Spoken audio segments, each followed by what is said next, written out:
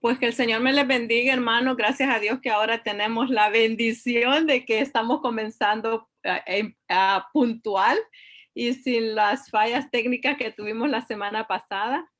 Ahora vamos a continuar con un tema. Recordemos que estamos en una serie de estudios bíblicos y decidimos poner como base el estudio de la palabra del Señor, ya que toda la base de lo que nosotros creemos es la escritura.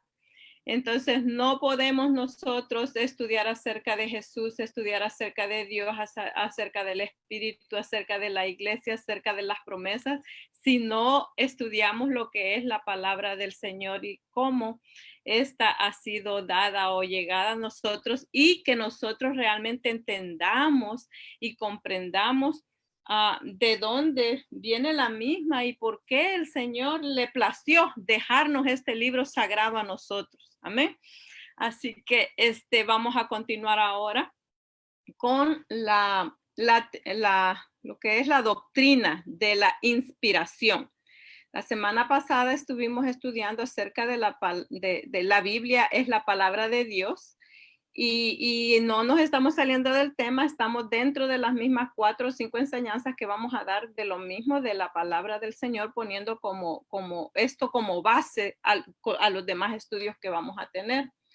La semana pasada hablábamos acerca de que la Biblia, ella misma se autocalifica a sí misma como la palabra del Señor, como la palabra de Dios, como palabra de Dios, no como cualquier libro que usted pueda leer, no como novela, como anécdota, fábula, sino un libro que contiene la palabra del Señor. Y decíamos, hablábamos acerca de que la Biblia no solamente se autoproclama a sí mismo como palabra del Señor, sino que nos presenta con evidencias que prueban que ella es la palabra del Señor. Y nos gastamos toda la hora de la semana pasada hablando acerca de las evidencias internas y externas que hacen, que nos prueban a nosotros que ella es quien dice ser. Amén. Entonces, eso poniéndolo como base para nuestro estudio de ahora, vamos a compartir algunos de los slides que tengo para ustedes. No completamente todo, pero por lo menos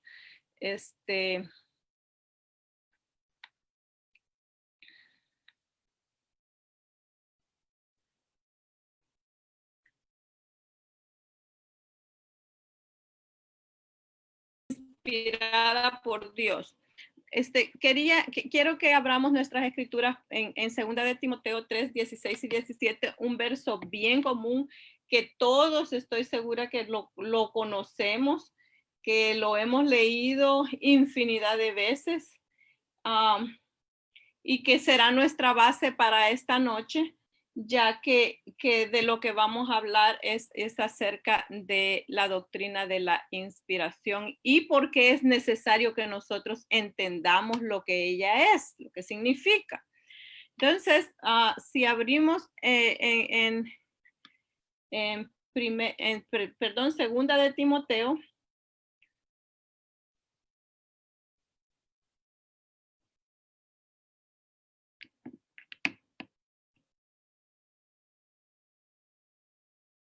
Y yo tengo la costumbre de poner a leer a los hermanos, así que pastora, la voy a poner a leer a usted.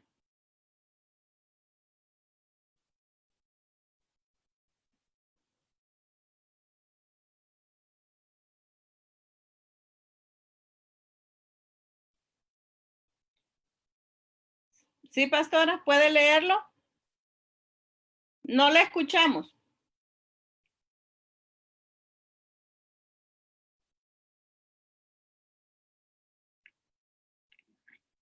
¿Cómo? No le escuchamos.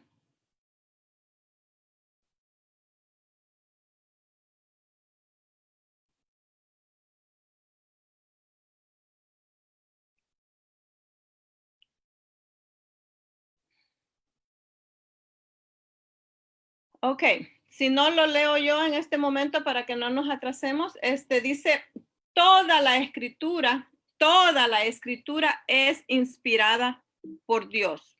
Toda la escritura es inspirada por Dios y útil para enseñar, para redarguir, para corregir, para instruir en justicia, a fin de que el hombre de Dios sea perfecto, enteramente preparado para toda buena obra. Entonces, el verso con el que estamos iniciando nuestra clase nos dice que toda la escritura, y cuando nos habla de toda, pues no está dejando absolutamente nada afuera. Toda ella es inspirada por Dios y útil. Okay, entonces, para comenzar, vamos a empezar como que a desmenuzar este verso, a desmenuzarlo para que podamos nosotros entender qué es lo que Dios nos quiere decir a nosotros con esto. La Biblia, según lo que nosotros estamos leyendo en este verso, dice que toda la escritura es inspirada por Dios. Y cuando vemos nosotros el término inspiración, usualmente las personas cuando escuchan este término le viene a la mente ese estímulo, como lo dice la definición en el diccionario de la lengua española, que la inspiración es un estímulo o lucidez repentina que siente una persona. Y esto le permite ser creativo o le permite buscar las soluciones a problemas o también son esos chispazos que siente el artista, un artista, y que lo impulsa a crear algo, a crear una obra de arte, una pintura, una canción, un escrito. Entonces, cuando nosotros vemos eso, nosotros podemos decir, bueno, sí, es cierto, eso es inspiración, pero ¿qué significa para nosotros la inspiración? ¿O qué es lo que Dios nos está diciendo con esto de la doctrina de la inspiración? O no Dios, pero los teólogos, los estudiosos, los eruditos, ¿qué nos están diciendo a nosotros? Cuando nos dice acá el escritor bíblico que toda la escritura, y cuando hablamos de toda la escritura es el Antiguo y el Nuevo Testamento, porque hay escritos en el Nuevo Testamento en los cuales los mismos autores hablaban de que lo que estaban escribiendo o lo que otro autor había escrito era parte de la escritura, aun cuando los libros no habían sido canonizados. Y ya vamos a hablar acerca de lo que es el canon. Entonces, toda la escritura es inspirada. ¿Okay? Inspiración para el diccionario es ese estímulo que recibe la persona para crear. Pero la inspiración viene del latín, la palabra inspirar que está utilizando acá el autor del libro viene del latín inspiratio, que quiere decir soplar. Entonces, lo que nos están explicando a nosotros cuando nosotros decimos que la inspiración que la palabra es inspirada, nos está diciendo que la palabra fue soplada, en los autores bíblicos. O sea que de repente el autor bíblico recibe este soplo divino que Dios exhaló de la misma manera que en la creación, cuando él exhala vida, que él sopla, le da un soplo de vida a Adán, de la misma manera él viene y sopla en los autores bíblicos y en los escritores bíblicos, y los escritores bíblicos comienzan a transmitir en un papel o en un papiro en aquella época lo que Dios les estaba diciendo, o mejor dicho, a plasmarlo. Hay una diferencia, mis hermanos, entre revelación e inspiración. Una diferencia, y muchas veces nosotros queremos saber esa diferencia, y ahorita pues lo vamos a hablar un poquito. Revelación es algo que Dios comunica de manera directa. En otras palabras, revelación es el mensaje. Y hay 3 clases de revelación, 3 clases. Se las voy a decir primero las tres de una vez y luego las vamos a desglosar. Tres clases de revelación. La revelación general, la revelación específica y la revelación suprema. Tres clases de revelación. En la revelación general, nosotros, lo que esta nos explica es que la revelación general es lo que nosotros observamos en la naturaleza. La semana pasada nosotros estuvimos hablando de las evidencias externas en las cuales se ampara la escritura para proclamarse como la palabra de Dios. Y estudiamos, me parece que leímos el Salmo 19:1. En el Salmo 19:1, y quisiera que lo leyéramos, por favor, búsquelo ahí en su palabra, Salmo 19:1.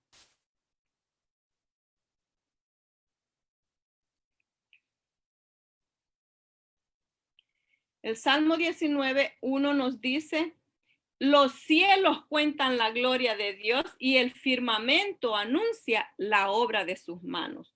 Los cielos cuentan la gloria de Dios y el firmamento anuncia la obra de sus manos. Entonces, la revelación general, Dios revelando a través de la naturaleza. ¿Ok?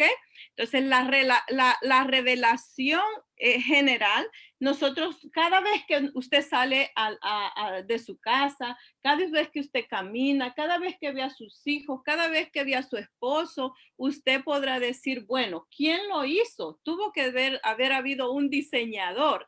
Cada vez que usted estudia a una persona en toda su composición, todos los sistemas que forman el ser humano, usted tiene que pensar en que hubo alguien que diseñó ese ser humano. O vea los árboles, usted los ve que tienen ramas, tienen hojas, pero no solamente es eso, sino que ¿qué hace que las hojas sean verdes? La clorofila. Ok, pero ¿qué pasa? La clorofila es lo que le da la pigmentación, pero ¿qué? Hay lo que se llama la fotosíntesis. Hay unos procesos químicos que están ocurriendo en los árboles, en las plantas, en los animales, en nosotros. Eso no sucedió por casualidad, sino que hubo alguien inteligente que diseñó todo eso que nosotros estamos observando. Y usted lo puede ver. Por eso el Salmo aquí nos dice que los cielos cuentan la gloria de Dios. Esto es revelación, es lo que nos está diciendo la escritura acerca de cuánto existe. Y por eso se le llama la revelación general. Lo vemos todo el tiempo y solamente el que está ciego no lo puede ver. Pero hay personas que son ciegas y lo ven porque lo sienten, porque esto de la inspiración es una obra o una acción de fe. Usted debe de creer que Dios existe para creer que la palabra no es una palabra escrita nada más por hombres. 40 autores que decidieron un día ponerse a escribir a diestra y siniestra y a regañar a todo mundo. No es así. Estos autores, sí, fueron 40, fueron 1600 años, mucho tiempo, pero aún con todas esas separaciones culturales, con todas esas separaciones lingüísticas, con toda esa separación de tiempo, de historia, de geografía, con todo y eso, estaban inspirados por el Espíritu Santo, estaban recibiendo el soplo y nosotros lo vemos a través de cuánto existe y cuando leemos las palabras, la escritura. Entonces, luego tenemos lo que es la revelación específica. En la revelación específica, la específica o especial, nosotros podemos, para que lo entendamos un poco más, en el libro de Amós, capítulo 3 y verso 7, dice, porque no hará nada Jehová el Señor sin que revele su secreto a sus siervos los profetas. Porque no hará nada Jehová el Señor sin que revele su secreto a sus siervos los profetas. Entonces, en la revelación específica, Dios lo que hacía era que se le presentaba muchas veces en sueños, en visiones a los profetas. Se les presentaba de una manera que estos tuvieran una experiencia y esta experiencia los motivara o los llevara a escribir las palabras o los hechos que habían visto, que habían observado. Se les revelaba en sueños, se les revelaba en una teofanía, o sea, se les presentaba en visión. Entonces, ¿cómo podemos nosotros ver esto? ¿Cómo yo les pudiera ilustrar la revelación específica? Pues lo podemos ver cuando pensemos simplemente en el libro de Moisés. ¿Usted se ha preguntado alguna vez cómo es posible que el libro de Génesis, no solamente Génesis, sino que tenemos Génesis, Éxodo, Números, tenemos Levítico, tenemos Deuteronomio, que casi todo fue escrito por Moisés? ¿Cómo fue que se escribieron estos libros? O cómo Moisés, bueno, Éxodo le creemos, ¿verdad? Muchos de nosotros, pero ¿cómo es que Moisés sabe acerca de la creación? Porque a él se le adjudica el haber escrito este libro. ¿Cómo es que Moisés lo escribió? Alguien le tuvo que revelar lo que había pasado hacía muchos años atrás. Estamos hablando de un periodo de como de 2500, de 2000 años atrás, y se lo revela el Espíritu a Moisés, tanto que él comienza a escribir cosas que él no había vivido, pero que el Espíritu le revela y le dice que escriba. Entonces, también nosotros podemos verlo en los profetas del Antiguo Testamento. Como Eliseo, por ejemplo, nosotros veíamos que, volviendo a la revelación específica o especial, entonces aquí vemos que a Moisés le revela cosas del pasado, cosas que él no estaba viviendo, como por ejemplo en el libro de Génesis. Pero también hay profetas a los cuales Dios les revelaba asuntos o problemas o acontecimientos o hechos que iban a acontecer en el tiempo en el que el profeta estaba viviendo. Y usted lo puede ver cuando estudia en el tiempo de Eliseo o Elías, que ellos recibían un mensaje de parte de Dios para con los reyes de esa época y le anunciaban que iba a haber alguna guerra o que algún enemigo iba a venir tras ellos y que esa guerra, esa batalla no la iban a ganar, y de esa manera Dios les revelaba. También nosotros podemos ver cómo Daniel en su libro de Daniel y también a Juan ahí en el Apocalipsis, Dios les revela asuntos específicos para que ellos los escribe. Y de hecho, hay momentos en que nosotros vemos en que Dios les dice, escribe estas cosas. Entonces, Dios les está dando asuntos específicos o directrices específicas que ellos deben de seguir para que puedan escribir en ese momento. A eso se le llama revelación, el mensaje que los autores iban a escribir. Revelación. Esta era la específica. Ahora la revelación suprema. La revelación suprema es la que tenemos acerca del Señor Jesús. El mismo Señor Jesús en el libro de San Juan 14 y verso 9 les dice a los discípulos que el Consolador, casi todo ese capítulo es dedicado a el Señor Jesús, ya no despidiéndose, pero hablándoles acerca del tiempo en el que Él se va a ir, y les dice que Él se va a ir, pero les va a enviar un Consolador, el cual les va a guiar a toda verdad y a toda justicia. Él mismo está hablándoles de lo que va a venir y todo esto que tenía que ver con la revelación. Recordemos, la semana pasada estuvimos hablando, cuando hablamos acerca de la Biblia y del propósito de la misma, es desde el principio hasta el final el mismo, el llevarnos a la persona de Jesús, el presentarnos a Jesús. El Antiguo Testamento, por supuesto, nosotros vemos que el enfoque general que nosotros vemos es el que nosotros conozcamos a Dios. que conozcamos a nosotros el Dios supremo, el Dios maravilloso, el Dios grande, el Dios celoso, las proezas, los hechos. No es el libro, no es el Antiguo Testamento para enseñarnos a nosotros solo del pueblo de Israel, sino que nosotros conozcamos a Dios. Ahora en el Nuevo Testamento, pero recordemos, no perdamos de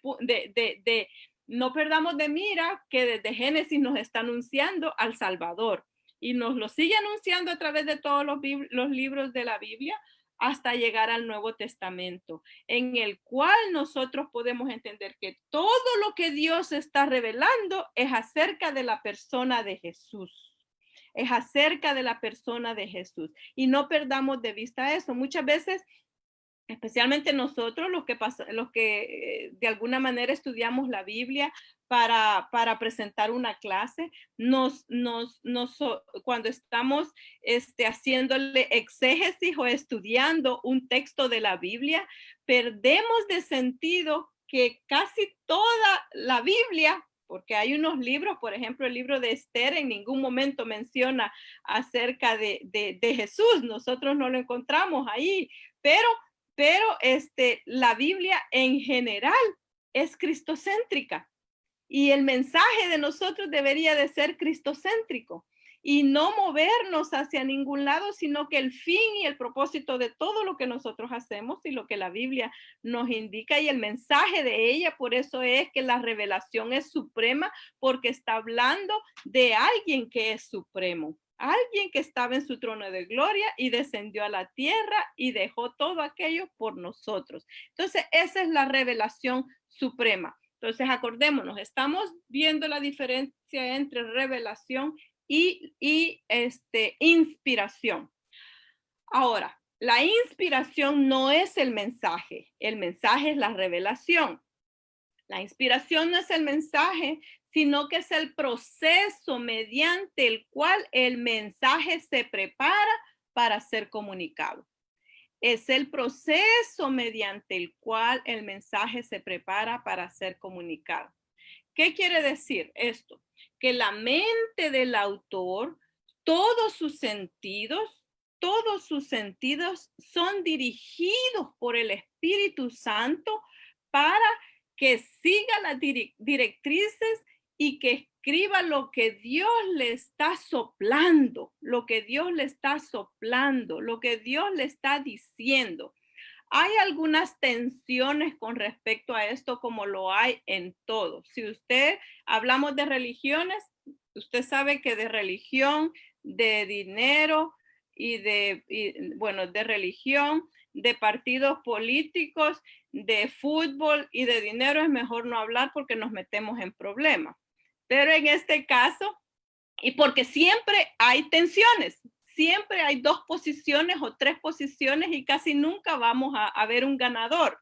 Y lo mismo hay en cuanto a la doctrina de la inspiración. Hay tensiones. Hay personas que no creen en esta doctrina de la inspiración, sino que hay varias posiciones que vamos a discutir. Para que entendamos cuando una persona le diga a usted, no, pero si la Biblia es un libro más. Es más, hay personas que nos pueden decir a nosotros, mire, ¿y por qué existen tantas Biblias, tantas versiones? Ustedes que tienen tantas, y Biblia solo hay una. Y entonces usted pues se queda como que no haya ni qué decirle. Y hasta se pone a chuparse los dedos ahí porque no haya cómo contestarle, preocupadito porque usted va y también ve en su casa que tiene como 5 diferentes versiones de la Biblia y usted no sabe cuál es la mejor o por qué la tiene. Dice que esta palabra me gusta más que la otra, esta habla más claro. Esta me gusta porque tiene las letras, lo que hablaba Jesús lo tiene en rojo. Sí, esta me gusta porque está marginada y tiene comentarios a los lados. Pero la esencia de la escritura, ¿usted sabe por qué la tiene? ¿Por qué escogió tener esa versión? ¿Por qué ha decidido usted tenerla dentro de los estantes o los bookcases de su casa? ¿Por qué las tiene? Muchas personas dicen, ¿será que entonces una es más inspirada que otra? ¿Será que una tiene diferente revelación que otra? hay tensiones aún en cuanto a qué versión de la Biblia nosotros vamos a utilizar. Yo tengo, me parece que en esta clase tengo unas,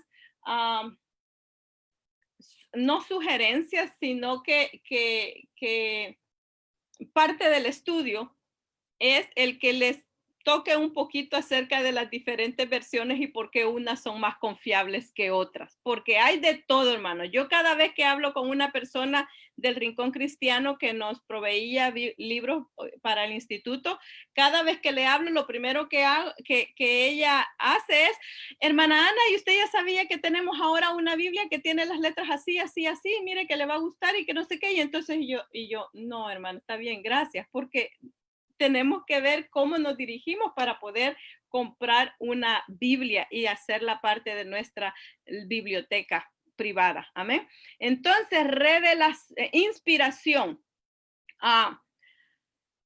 La mente, entonces, y los sentidos del autor eran dirigidos hacia lo que iba a escribir. Algo sucede en la inspiración, o sea, en el plano de los procesos mentales e intelectuales del profeta, que hay una interacción entre su nivel intelectual, lo voy a volver a decir, y lo espiritual, que viene en esta interacción, el espíritu viene y capacita al autor bíblico, no solamente para escuchar, hermano, porque hasta para escuchar la voz de Dios tenemos que andar en el espíritu. ¿O no está de acuerdo usted con eso? ¿Cuántas personas nos hablan a nosotros allá afuera? Muchísimas. Pero, y muchos también nos dan consejos, pero ¿cuál es la voz de Dios? No lo sabemos. Pero el autor bíblico tenía que, hermano, acordémonos que estas personas eran como usted y como yo, no eran diferentes.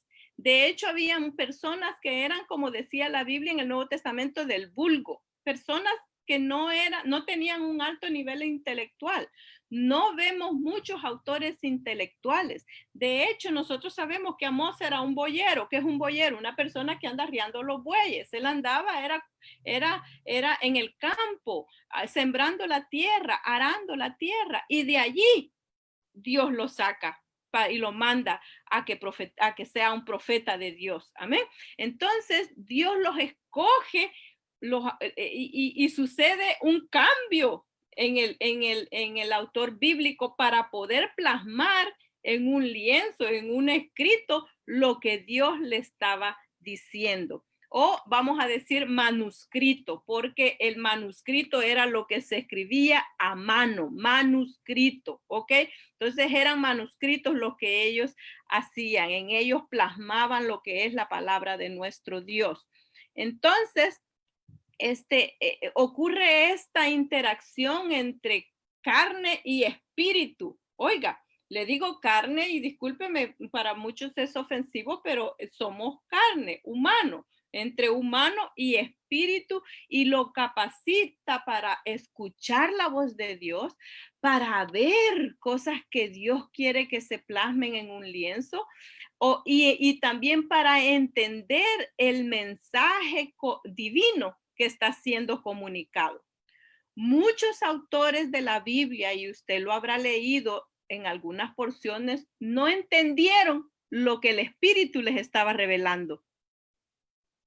En el libro de Apocalipsis, Juan mismo, él estaba teniendo un éxtasis, y él dice que a él, cosas que ojo no vio, ¿ok? Se le fueron reveladas a él. Pero usted cree que Juan entendió todo lo que es plasmado en el libro de Apocalipsis, todos esos dragones, todo lo que nos explicó el hermano Daniel. ¿Usted cree que él tuvo un completo entendimiento de lo que estaba plasmando en esos manuscritos? No.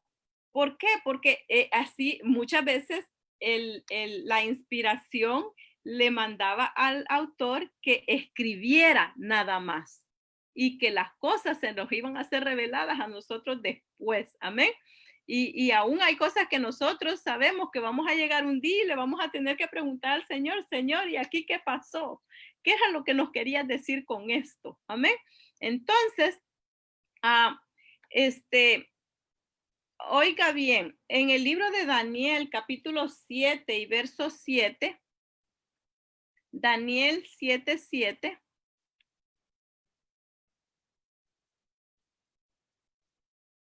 Daniel 7:7.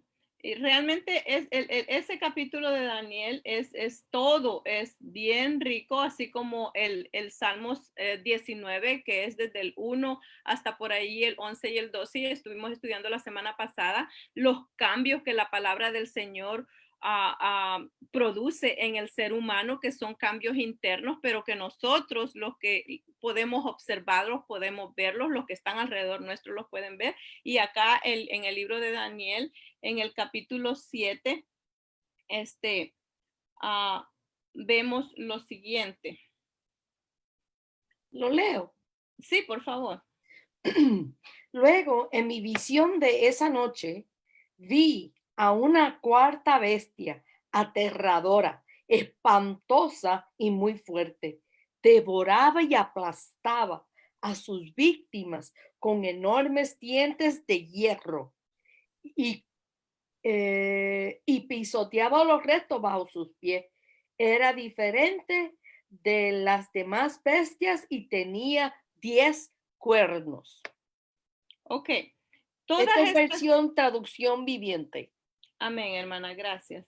Entonces nosotros, ¿usted cree de que versos como estos, el autor bíblico tuvo toda la capacidad de entender lo que estaba escribiendo? De hecho, muchos de ellos, bueno, estaban, usted me puede decir, pero es que estaban en el espíritu, hermana. Por ejemplo, Daniel, cuando tiene muchas de estas visiones, está en ayuno y lleva mucho tiempo de ayunar, de búsqueda, de perseverancia en el Señor. Y por eso era que el Señor tenía que haber encontrado algo bueno en todos estos siervos para poderlos escoger, para que fueran los que recibieran la inspiración. Amén.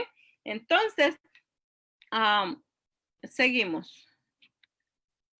La inspiración. Ok, entonces, cuando Dios viene sobre el autor bíblico, le entrega un comunicado de la manera que Dios quiera hacer llegar el mensaje, ya sea oral o escrita o ambas, pero debe de ser de una manera precisa que este autor bíblico lo entregue. El Espíritu Santo conduce, y no me quiero cansar de decirlo en esta noche porque es acerca de la inspiración. El Espíritu Santo conduce de manera especial al autor para que comunique este mensaje. Acuérdese, el mensaje es la revelación, pero la manera en que el mensaje se llega es inspiración. La forma en que llega el mensaje es inspiración. La inspiración no solamente ocurrió a autores que tuvieron experiencias proféticas o autores que tuvieron teofanías o autores que tuvieron visiones o autores que tuvieron sueños. Nosotros encontramos en la palabra del Señor a autores como Mateo, como Lucas o el autor de Primera y Segunda de Reyes, que estos no vemos nosotros que hayan recibido ningún mensaje de esta manera, sino que, por ejemplo, Mateo escribe de sus experiencias mientras anduvo con el Señor Jesús. Lucas, aunque no es discípulo de Jesús, pero también escribe el Evangelio de Lucas y también escribe el libro de los Hechos, y no lo vemos nosotros que reciba en visión. Lucas, Mateo de las experiencias con el Señor, y Lucas escribe, nosotros entendemos que por su profesión, porque era médico y tuvo que hacer, según dicen los eruditos, muchas investigaciones mucho research para poder poner junto y compilar todos los datos y ponerlos en lo que son esos libros tan valiosos que nosotros tenemos ahora. Imagínense cómo él, y también es parte de las experiencias. Me parece que en la célula este sábado que pasó estuvimos hablando acerca de cuando Pablo va preso en su último viaje hacia Roma y hay como van a naufragar. Y en ese viaje, quien está escribiendo esa experiencia es Lucas. Y se cree que Lucas iba en el mismo barco con Pablo. Y entonces, ¿qué nos dice esto? Que parte de lo que Lucas escribe es investigación que él mismo hace, porque vemos que es uno de los autores que escribe en el griego de la clase alta de aquella época. Acordémonos que el Nuevo Testamento fue escrito en griego koiné. ¿Cuál era el griego koiné? El griego koiné era el griego que hablaba el común de la gente. No era un griego pulido, no era un griego que hablaba la aristocracia, pero el libro de Lucas es escrito con el griego que hablaba aristócrata, y era porque Lucas era una persona bien preparada. Y él es bien detallista, bien meticuloso en su forma de escribir. Entonces, no necesariamente los autores bíblicos tuvieron que recibir visiones, sueños, tener una epifanías o todo eso, sino que, o apariciones, sino que ellos podían escribir. Pero ¿usted cree que en este tiempo nosotros recibimos alguna inspiración? Claro que sí, claro que sí. Mi hermana Brenda nos comunicaba aquel día de ese plan que ella tiene de hacer reuniones en la casa y que presentemos una película, y todo es con el objetivo de evangelizar. Eso es Dios inspirándonos o motivándonos a hacer algo. Pero los autores bíblicos eran inspirados para algo específico. Y Amén. si nosotros vemos, escribían un libro y hasta ahí, como que ya no hubo otro, porque eso era lo que Dios quería que escribieran. Si hubieran sido como los que escriben novelas en este tiempo, como David Silva, que ha escrito un montón, o Margaret Atwood, o cuántos autores hay que han escrito muchos libros. Pero esa es otro tipo de inspiración, pero la inspiración divina venía para algo específico. A Pablo le permitió escribir 13 epístolas. Ese era el llamado de Pablo, aparte de evangelizar todo el Asia Menor en aquel tiempo. Amén. Entonces, la inspiración podía venirle a los autores bíblicos de otra manera, no solamente que tuvieran, como dijimos, sueños, visiones u otra forma. La inspiración, como les decía anteriormente, tiene varias tensiones. ¿Qué tensiones nosotros encontramos para la inspiración? Hay personas, hermanos, que los estudiosos bíblicos han llegado a varias, a determinar varias posiciones en cuanto a la doctrina de la inspiración. Hay muchos que piensan y creen en la teoría del dictado mecánico, o la teoría mecánica o del dictado. Estos creen que los escritores bíblicos actuaron como taquígrafos, como personas que únicamente escuchaban lo que Dios el mensaje que Dios estaba diciendo, y escribían. ¿Ok? La teoría, esa teoría, pues nosotros, tan pronto nos la dicen, nosotros la podemos refutar, porque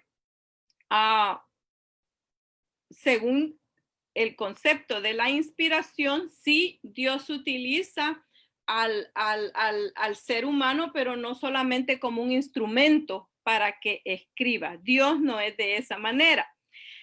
Existe otra teoría que se llama la teoría del concepto. Y esto nos dice que Dios únicamente le dio como una idea a los autores bíblicos y ya ellos desarrollaron la idea y comenzaron a escribir. Entonces, si fuese así, nosotros tendríamos que decir que hay muchas cosas que se quedaron fuera del mensaje, porque ¿quién de nosotros puede escribir un mensaje a cabalidad si alguien solamente nos da una idea? Dígame una cosa, cuando a usted le cuentan algo y usted se lo tiene que contar a otra persona, ¿verdad que usted no lo cuenta con las mismas palabras? Casi siempre el mensaje se distorsiona en el camino, no llega como es. Entonces nosotros tendríamos que decir, si creyéramos en la teoría del concepto, que mucho del mensaje que ahora recibimos no es palabra de Dios y se perdió mucho en el camino, ya cuando el autor bíblico lo plasmó en lo que eran los manuscritos originales. Existe también la teoría de la inspiración parcial y eso pues se explica solito, que era parte inspirada, que la Biblia es parte inspirada y parte no inspirada, sino que viene de la mente, del corazón y de la intelectualidad del ser humano. Existe también la teoría de la inspiración neo-ortodoxa y esta dice que en la Biblia hay errores. Esta dice claramente que hay errores. ¿Por qué? Porque el canal de revelación que utilizó Dios fue el hombre y el hombre es un pecador y por lo tanto el hombre en la Biblia tiene que contener errores. Cuando nosotros hablamos acerca de la teoría de la inspiración, y por eso les decía que es bien importante que nosotros conozcamos ese libro que tenemos, no como libro, sino como palabra de Dios. Que conozcamos, ¿por qué? Porque una de las cosas que nosotros tenemos que entender, y lo vamos a ver un poco más adelante, es que la Biblia no contiene errores. La Biblia no contiene errores y para poder defenderla nosotros tenemos que ver en qué de todas estas teorías nosotros estamos parados. Existe la otra que es la inspiración naturalista y esta nos dice que la Biblia es un libro como cualquier otro, que es de producción humana sin ninguna guía divina o sobrenatural. Ahora existe la número 6, porque son 6 teorías de la inspiración. La número 6 y es en la que nos posicionamos la mayoría de creyentes, en los que cree nuestra iglesia, la declaración de fe, los 14 puntos que tiene la iglesia Heritage Community Church.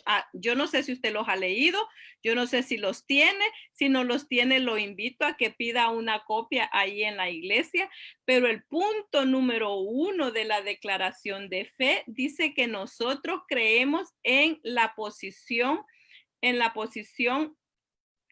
la visión ortodoxa, que es la inspiración verbal y plenaria. Eso lo dice ahí, no lo dice verbal y plenaria, pero cuando le lea la explicación usted va a entender. Esta inspiración verbal y plenaria es que el Espíritu de Dios fue quien guió la elección de las palabras usadas en los escritos originales. Y que la escritura, o sea, las palabras utilizadas reflejan el contenido humano, que en ella también se reflejan las características personales de los autores, así como también su estilo, sus emociones, sus culturas, las cosas que les gustaban, las cosas que no les gustaban. O sea que para nosotros entender esto, Dios viene y sopla en el ser humano. Sopla, exhala en el ser humano, en el escritor bíblico, exhala en él, pero en ningún momento Dios elimina las características humanas del escritor bíblico. Su temperamento, su personalidad, su estilo, su cultura, su entorno. Dios utiliza a esta persona de tal manera que este es y no deja nada de esta persona afuera. Esa es inspiración. Y eso es en lo que usted y yo creemos, o eso es lo que la iglesia en la que nosotros estamos cree también. Y es bien importante que usted y yo lo conozcamos y sepamos estas cosas. Esta teoría de la inspiración verbal y plenaria sostiene y afirma que Dios dirigió e inspiró todas las palabras que fueron utilizadas. Todas las palabras que fueron utilizadas. Por eso es que la palabra plenaria significa completa inspiración, completa. O sea que toda la escritura, y por eso comenzamos con el libro de Segunda de Timoteo, en el capítulo 3 y verso 16 dice que toda la escritura es inspirada por Dios. Usted ahí no puede sacar uno porque no me gusta. Pero entonces acá venimos con la otra situación que es bien contundente para nosotros. Cuando nos preguntan a nosotros, pero bueno, ¿cómo es que si toda la escritura es inspirada por Dios, ustedes los evangélicos le han quitado libros a la Biblia? ¿Por qué es que su Biblia tiene 66 libros y la Biblia de la religión tradicional tiene 77 libros? ¿Por qué? Entonces es bien importante que usted y yo tengamos una respuesta ¿qué le digo? Basada en algo real. Amén. Una respuesta, le iba a decir una respuesta inteligente, pero yo creo que todos tenemos intelecto, entonces usted siempre da de su intelecto cuando responde. Pero me gustaría que nosotros, sí, dime, Wanda. No, era para hacer la observación que en junio de este mismo año tomamos un estudio ofrecido, ahora me perdonan, pero no me acuerdo quién fue que lo ofreció, Ajá. pero era de la Biblia. Ujú. Y precisamente está planteando los libros canónicos y los que no son canonizados. Amén. Y Amén. cuáles fueron los criterios para haberlo llegado hasta ahí. Y Amén. es interesante y es verdad, la gente le tratan de, como decimos allá en Puerto Rico, sacarle punta a una bola de billar. Ujú, ujú. Y uno tiene que caminar en ese ambiente de retos, de diferencias de opinión de la forma más sabia. Ujú. Mi experiencia ha sido que si no es un tema que ponga en peligro la salvación de la persona, que podemos vivir con ello, el tema, la tolerancia, Ujú. yo no voy a abundar porque yo no tengo por qué presentar defensa de la forma en que el hombre llegó al canon o a esto, a lo. Mi defensa es a favor del evangelio, de las buenas nuevas de salvación. Amén. Y a veces nos damos la tarea de aprender todos estos demás detalles y lo que a veces hacemos es que asustamos a la gente Ujú. porque a nadie le gusta dejarle saber, o sea, no les gusta que le dejen saber que mira, tú no sabes nada o tú de Biblia no sabes, tú hablas lo que te dijo Mengano y nosotros estamos para ganar almas. Esta es mi humilde apreciación Sí, y amén. Ujú. valorizo el planteamiento y que clarifique y todo eso. Pero yo me he dado cuenta que a veces estas cosas que uno sabe, si la persona no está demostrando un interés genuino por conocer y entender y tener una visión más amplia, yo lo dejo quieto con. No es que le esté, tú sabes, cogiéndole miedo, no. Pero hay cosas que no te va a salvar. Es inmaterial en el momento que estoy hablando con ellos. Ahora, en un salón de clases, bueno, que lo persona, el Amén. estudiante sepa. Y eso es bien importante, hermana Wanda, porque siempre que nosotros tengamos alguna discusión, porque podemos discutir sin pelear, ¿ok? Podemos tener una discusión sana y santa. Cuando discutimos de estos temas, primero se nota el espíritu con que la persona nos está haciendo la pregunta. Hay preguntas que nos las hacen, son capciosas para ver cuánto sabemos y si podemos defender un punto.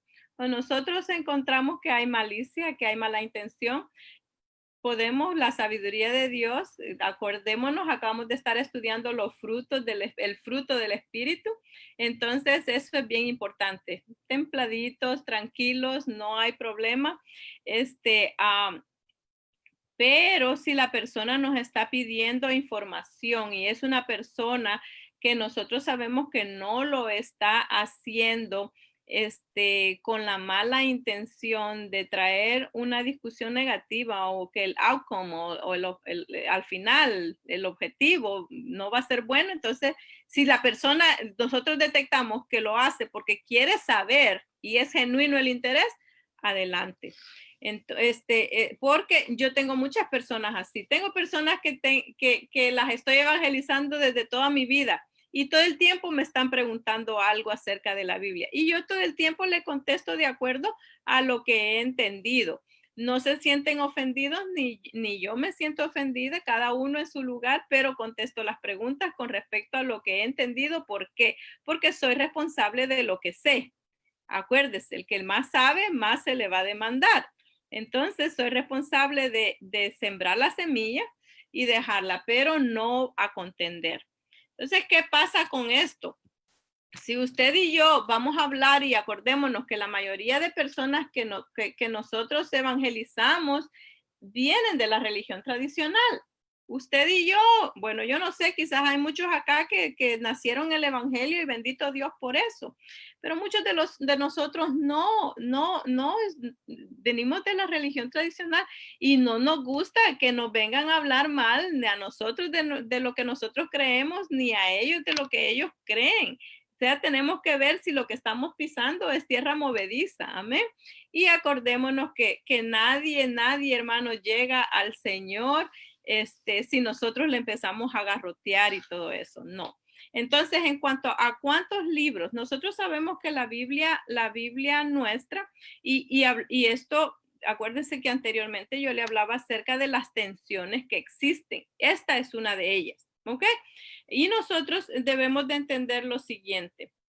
La Biblia y las diferentes versiones entre las diferentes traducciones, mejor dicho, las diferentes traducciones de la Biblia o versiones que nosotros tenemos en este tiempo, tenemos que ver de dónde es que tradujeron, a cuál copia se adhirieron ellos cuando hicieron esa traducción. Entre más antiguo haya sido el manuscrito del cual ellos hicieron la traducción, mejor es para nosotros porque el mensaje llega de una manera más fidedigna, más fiel, ¿ok? Entre más se aleja, por ejemplo, en este tiempo, si usted hace una traducción de una Biblia más contemporánea y viene a esa, usted le hace una traducción o otra, saque otra versión de eso, el mensaje ya habrá cambiado porque el lenguaje ha cambiado, el significado de las palabras, de hecho, cambia. Entonces, ¿qué pasa? De las versiones que nosotros tenemos en este tiempo, hay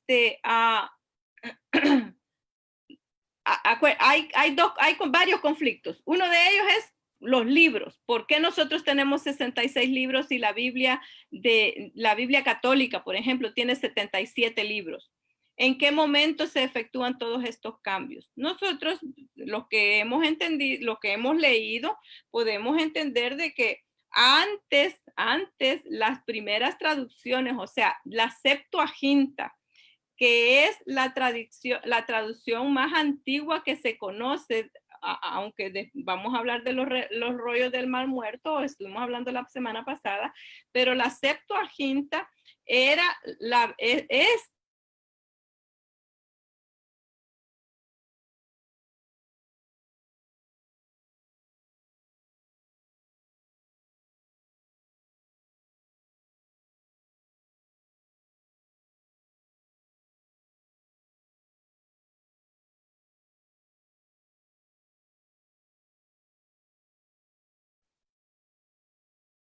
¿Ustedes la escuchan?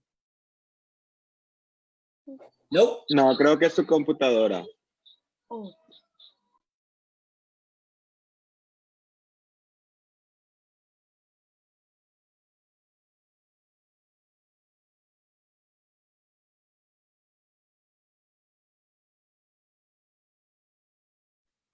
Vamos a darle unos minutitos para que vuelva y entre, porque al parecer le está dando como un refresh a la computadora.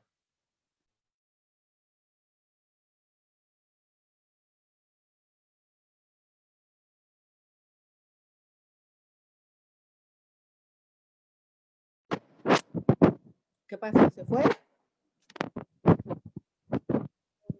Ahora sí llegó.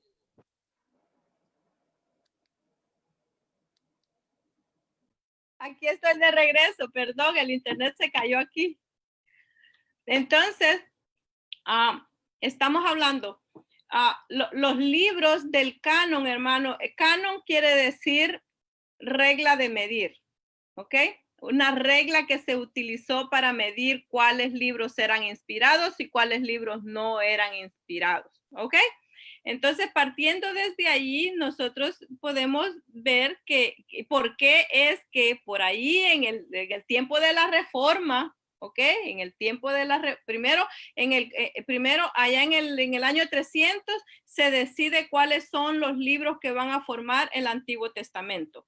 Y luego en el 390, en uno de los concilios, en el de Hipona, ahí se decide cuáles son los libros que van a formar el Nuevo Testamento. Y luego se forma lo que es la Biblia que nosotros tenemos ahora, que es la Biblia, era la Biblia que tenía los 77 libros. Luego en el tiempo de la Reforma y a través de después con los reformistas, Martín Lutero, Calvino, nosotros salimos con una Biblia que tiene 66 libros, que es la que nosotros tenemos ahora.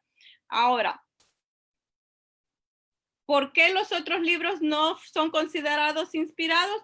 Porque a través de la regla que se llama canon, la regla de medir, estos no pasan esa regla porque se tienen elementos que no se consideran que son inspirados por el Espíritu Santo, no fueron soplados. Hay muchos autores que han escrito diferentes libros, pero todos ellos tampoco han pasado la regla de medir. Y no solamente son esos 7 libros que se han quedado fuera, sino muchos más. Amén.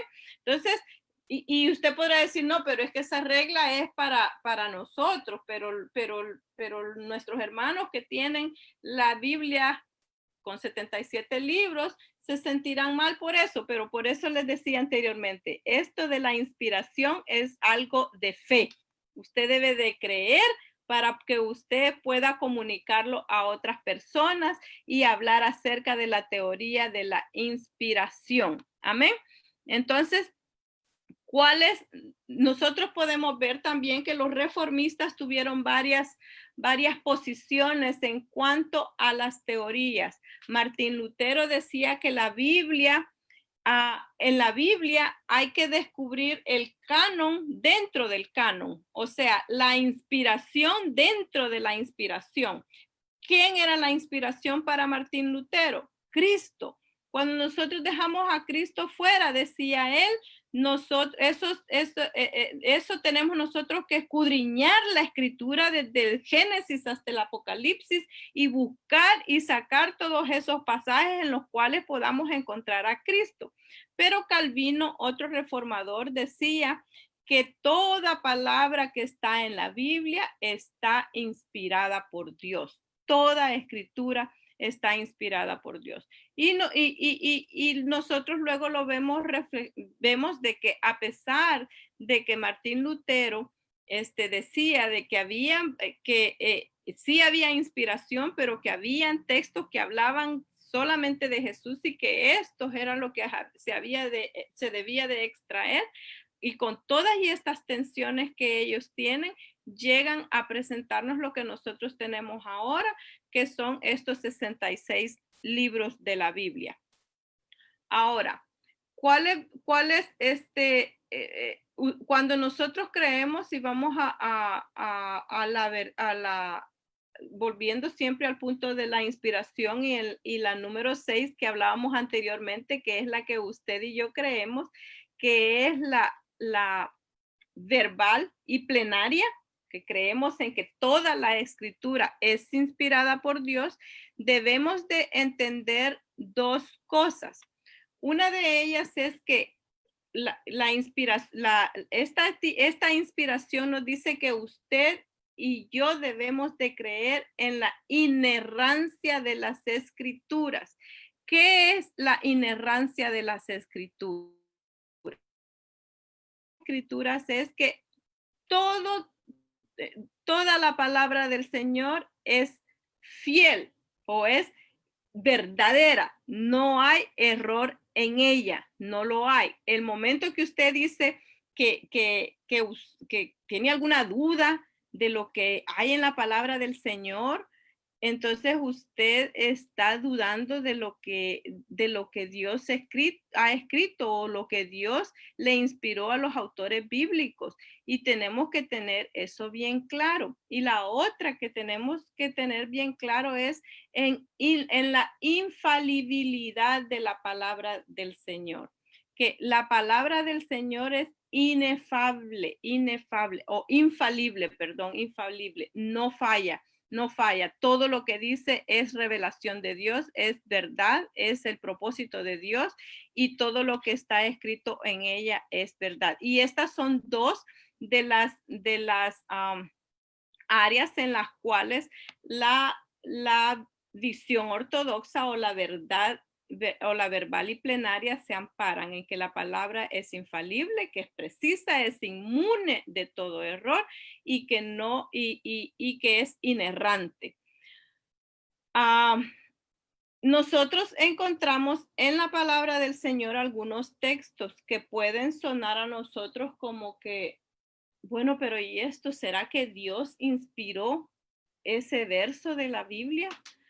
¿Será que Dios, por ejemplo, cuando la serpiente le habla a Eva, y yo no sé si estudiamos este verso la semana pasada, en Génesis 3, capítulo 4, y si lo podemos buscar, por favor, en Génesis 3, verso 4.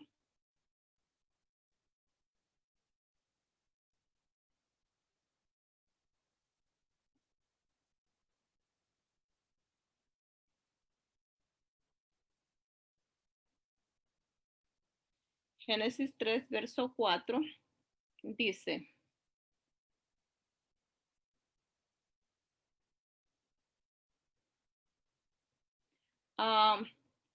entonces la serpiente dijo a la mujer, no moriréis. Hay varias, la posición de los eruditos es que cómo es posible que Dios haya inspirado al hombre para que escriba tales declaraciones, si éstas atentan contra la dignidad y contra la veracidad de lo que Dios mismo escribió. Y quizás usted en muchas ocasiones encuentra algunos versos de la Biblia en los cuales usted dice, ¿y esto será que cómo es posible que Dios mismo lo haya escrito? Que Dios mismo, perdón, lo haya inspirado. Y es que y existe la posición que dice que como Dios estaba utilizando al ser humano como un embudo en el cual Dios estaba soplando la inspiración, pero Dios mismo no escogía las palabras que el hombre iba a utilizar para escribir, porque no despojó al hombre de toda su humanidad y que Dios haya escogido letra por letra. Eso es lo que dicen algunas posiciones. Ahora, esto también viene y contradice lo que acabamos de leer en Primera de Timoteo, en Segunda de Timoteo, capítulo 3, que dice que toda la escritura es inspirada por Dios. Entonces, esto nos lleva a nosotros a decir, pero entonces, ¿cómo se encuentra todo eso? No hay contradicción, mis hermanos. Lo que sucede es que hay cosas que nosotros en la carne no las podemos entender, pero en la soberanía de Dios nosotros podemos entender que Dios mismo, para mostrarnos a nosotros o para enviar un mensaje a su pueblo, utiliza palabras y utiliza maneras en las que nosotros podamos entender el mensaje. ¿Ok? Acá nosotros nos presenta el inicio del pecado, la caída del hombre, y tenía que haber un personaje que fuera el personaje, el enemigo, el diablo, el que estaba haciendo pecar al hombre. Entonces Dios tenía que presentarnos todas las características del mismo. La misma manera que se nos ha revelado cómo Satanás peca cuando está allá en el cielo, rodeando el trono de Dios o cuidando, y este cae de la gracia de Dios. Dios no tenía que presentarnos esas realidades a nosotros. Nosotros quizás no lo pudiéramos entender, pero era parte del plan y propósito de Dios para que el mensaje llegue a nosotros, que la maldad existía desde aquellos tiempos, si no, el mensaje fuese incompleto. Amén. Y nosotros necesitamos algo completo para entender la grandeza de nuestro Dios. ¿Hay alguna pregunta, hermanos, hasta este momento? ¿Tienen alguna pregunta? No quiero confundirlos. Ok, para terminar, quería hablarles acerca en cuanto a la Biblia y a las traducciones. Hay ciertas Biblias que yo tengo para estudio personal y que siempre recomiendo para que usted, no sé, esto es algo personal, porque ustedes ya me imagino que tienen su metodología para poder estudiar la palabra del Señor. Pero en estos tiempos en los cuales nosotros vemos diversas enseñanzas y hay hermanos que vienen a mí y me dicen, hermana, yo estoy confundida, yo tengo preguntas, hay cosas que no me las explico porque unos dicen una cosa y otros dicen otra. Entonces, para mí siempre la palabra del Señor nos puede dar las explicaciones acerca de todos los temas que nosotros podamos tener preguntas. Amén. Pero depende también del estudio concienzudo que nosotros hagamos. Debemos de hacer un estudio como hacían los de Berea. Los de Berea en el libro de los Hechos dice que se ponían a estudiar, a cerciorarse que lo que Pablo estaba diciendo era verdad. Amén. En El Salvador decimos que no le dieran solo a tol con el dedo, sino que ellos decían, quizá yo me imagino que allí la Biblia nos dice que se ponían a averiguar, se ponían a cerciorarse de que si era cierto y lo que aquí nos está diciendo, como Pablo estaba hablando de las escrituras.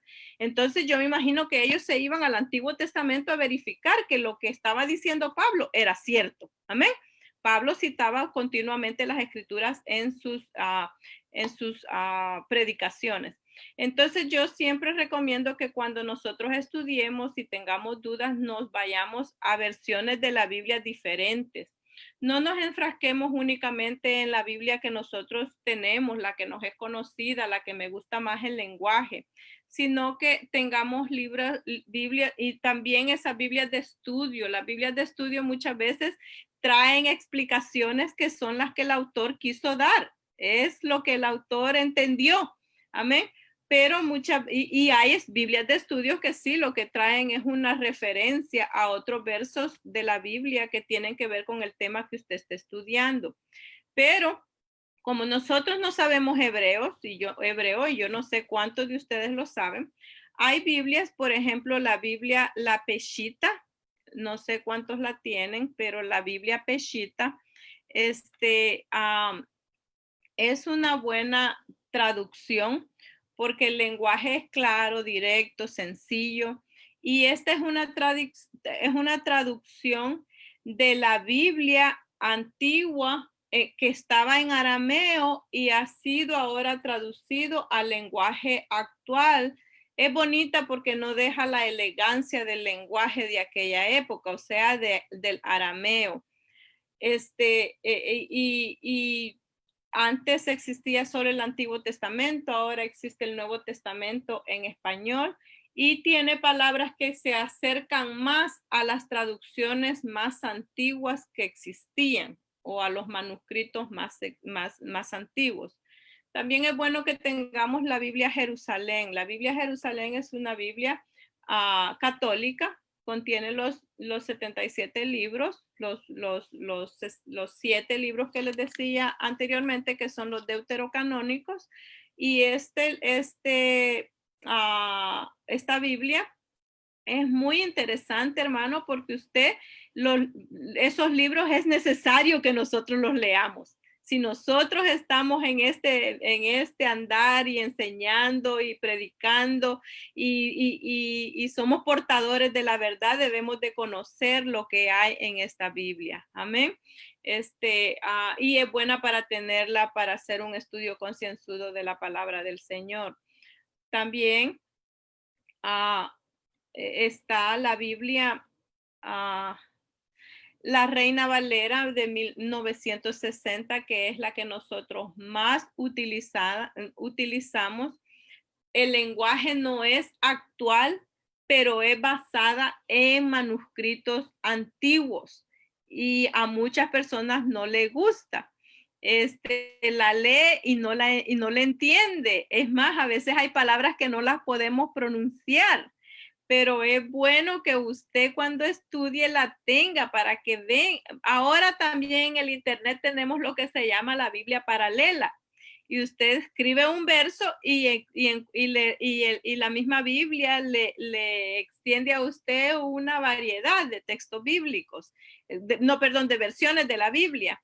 Entonces usted ahí puede comparar un verso con otro, pero es bueno que nosotros tengamos esto.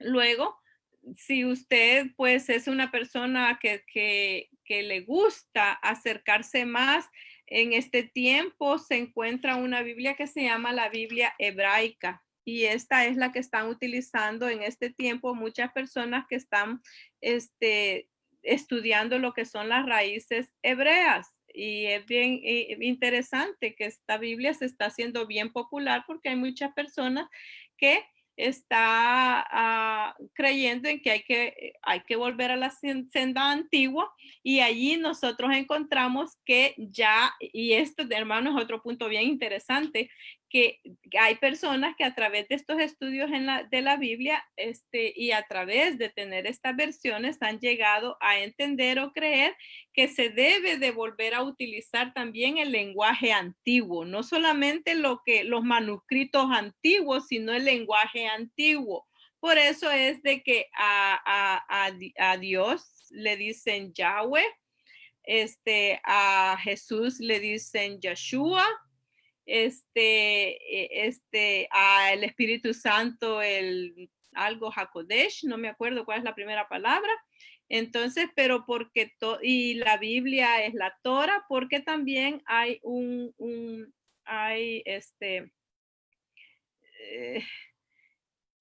están no solamente volviendo a lo que es el uso del lenguaje hebreo, pero también se está en contra de todo lo que huele a griego, ¿ok?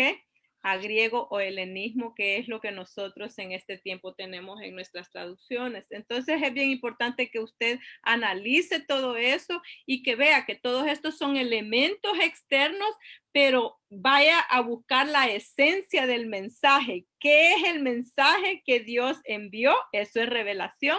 Y de qué manera inspiró al autor, y que nada de lo que sucede afuera dañe el mensaje o lo que Dios quería decirle al autor o al escritor bíblico. Amén.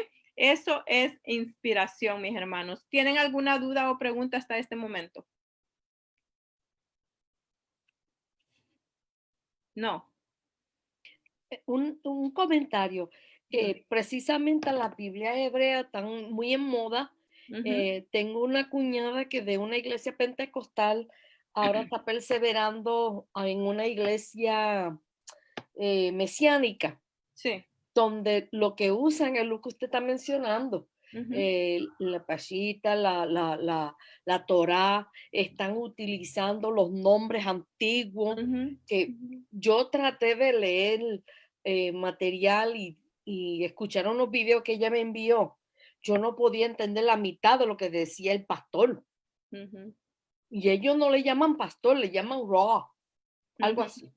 Y entonces, volviendo a ceremonias como cristianos, Sí. ellos aceptan a Cristo como el Redentor. Y entonces cuando uno va a la Biblia, pues la Biblia por lo menos se deja entender Y sí, son muy buenos recursos las Biblias de ellos y las interpretaciones que dan de los contextos del Ujú. Antiguo Testamento son mucho más, me hace mucho más sentido. Vamos a ponerlo así. Sí, sí. Y por eso es que yo invito a que conozcamos, que no nos pongamos los dedos en los ojos y no veamos hacia los lados, porque hay bastante que está sucediendo a nuestro alrededor con Sí, respecto a la palabra del Señor, a los sí, fundamentos. Entonces, leamos, tengamos diversas versiones, pero no cerremos nuestros ojos a la realidad. Amén. Debemos de tener respuestas para cuando los hermanos vengan. Y yo siempre les digo a mis hermanos que me llaman y me escriben con que tienen dudas. Yo les invito a que sigan estudiando. Si tiene preguntas, siga estudiando el tema. No se dé por vencido. El Espíritu Santo revela y el Espíritu Santo le va a revelar, pero estudie la palabra del Señor, lea las diferentes versiones. Vaya si quiere, está el evangelio interlineal que está en griego, está en hebreo, está en español. Usted puede leer y comprender. Pero bien importante, esto yo les digo siempre, siempre y cuando no peligre su salvación, entonces usted sí, vaya como el Espíritu le diga, pero estudie la palabra del Señor. Amén. Bueno, pastora, entonces le entrego el tiempo para que usted continúe. Amén.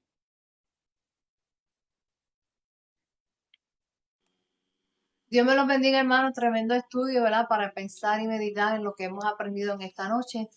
Y recordemos que el viernes, pues, los que se vayan a inscribir para ir al servicio el domingo, que lo hagan así, porque ya lo tienen hasta las 11:59 para registrarse y asistir al servicio el domingo, que se llevará a cabo a las 10 de la mañana.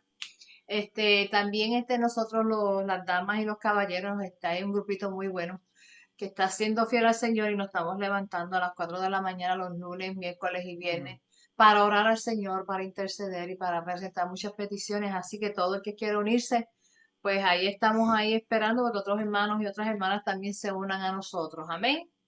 Pastora, una cosita que le quería decir. Es difícil encontrar el link.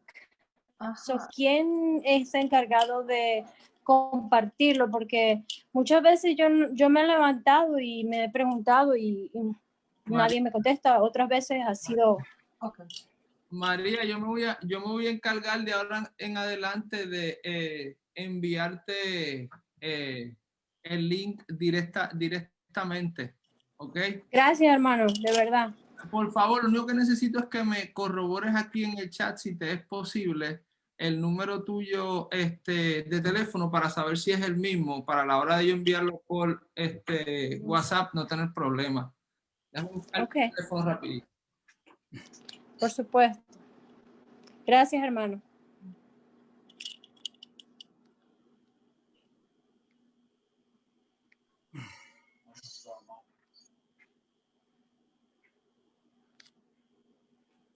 Ya se lo acabo de mandar. Buenas noches. Perfecto, gracias.